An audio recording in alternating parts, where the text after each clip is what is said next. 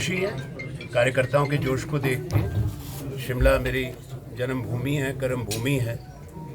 एक लंबे समय से हमारा रिश्ता है शहर से, यहाँ के लोगों से, संस्थाओं से, परिवारों से। तो जब भी घर लौटना होता है उसका एक विशेष अनुभव रहता है, आकर्षण रहता है। और मैं कृतज्ञ हूँ हमारे हिमाचल वासियों का, अपने शिमला वासियों का, जो प्यार, जो स्नेह और सम्मान हमेशा मुझे मिला है। इनकी शुभकामनाओं से ही जीवन में हम कई बड़ी उपलब्धियां कर पाए और जिस भी मुकाम पे पहुंचे उसमें शिमला का आशीर्वाद रहा। तो मेरे और कांग्रेस अध्यक्षा के बीच में है बातचीत। मैं कांग्रेस का कार्यकारिणी का भी सदस्य हूँ, 51 साल से कांग्रेस संगठन का सदस्य हूँ। तो कुछ विषय हर दल में आते हैं प्रजातंत्र में, राजनीति में, पर वो सोनिया जी का मैं सम्मान करता हूँ। उनके और मेरे बीच में है जो हमारा कर्तव्य बनता है। अगर कोई चिंताएं हैं, कोई विषय आए तो पार्टी के नेतृत्व को उससे अवगत कराया जाए। ये यहीं तक बस सीमित है।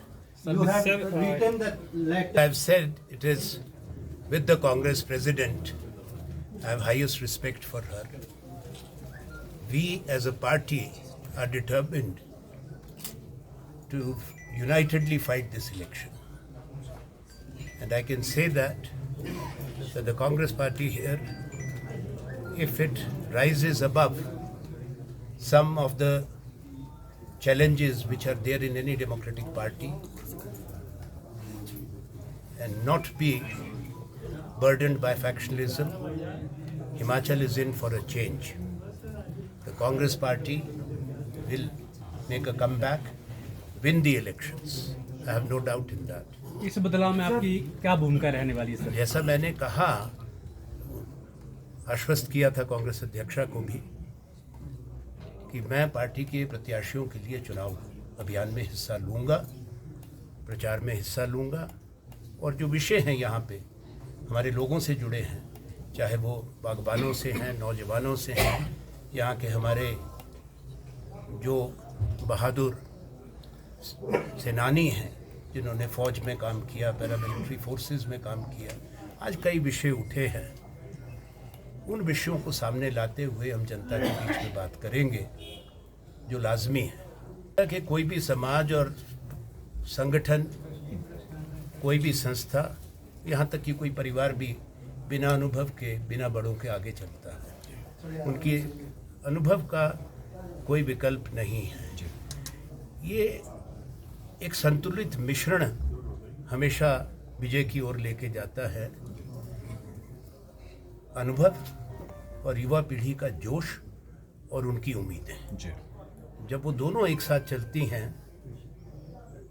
तो आपको कामयाबी मिलती है। ये रहता है, ऐसी चीज़ें होती हैं जो कई बार नहीं होनी चाहिए, पर मेरी ऐसी सोच है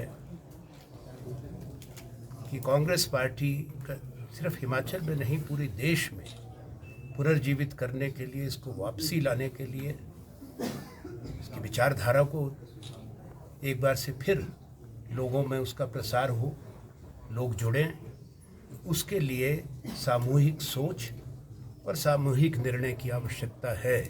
हर स्तर पे वो होना चाहिए। और यहाँ भी मैं सोचता हूँ कि योग्य, प्रतिभाशाली लोग जिनकी एक अच्छी छवि समाज में हो और संगठन की आम सहमति जिनके पक्ष में हो, उन्हीं लोगों को की दावेदारी को आशीर्वाद मिलना चाहिए। अगर ऐसा होगा तो हमें कामयाबी मिलेगी।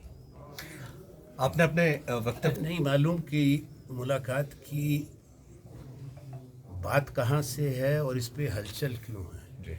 मैं ओल्ड स्कूल का हूँ राजनीति में।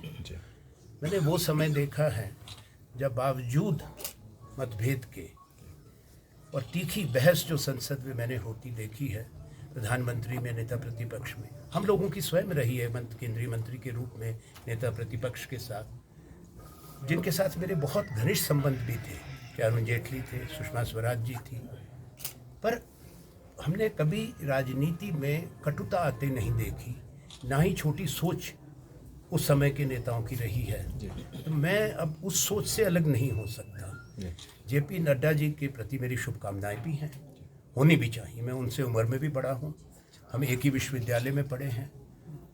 मैं भी अगर यहाँ से छोटे प्रांत है, हालांकि मैं सीमावर्ती राज्य है हमारा, पर भारत के परिप्रेक्ष्य में हमारी आबादी को देखते हुए, हमारे हिस्से को देखते हुए, लोकसभा में हमारे कितने सदस्य हैं, इतने विशाल देश में अगर इस प्रांत के लोग उच्चतम स्तर पर चले जाएं, उच्चतम पद पे, तो मिलना और शुभकामनाएं देना, उस पर किसी को क्यों आपत्ति होती है?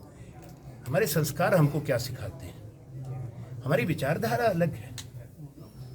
आपने जैसे जिक्र किया, चाहे वो मैंने अभी बताया जो तो स्वर्गवासी हैं, पर हमारे व्यक्तिगत संबंध बड़े नज़दीक रहे। और आज भी देश के लिए यही अच्छा होगा कि राजनीति में व्यक्तिगत कटुता कभी ना आए।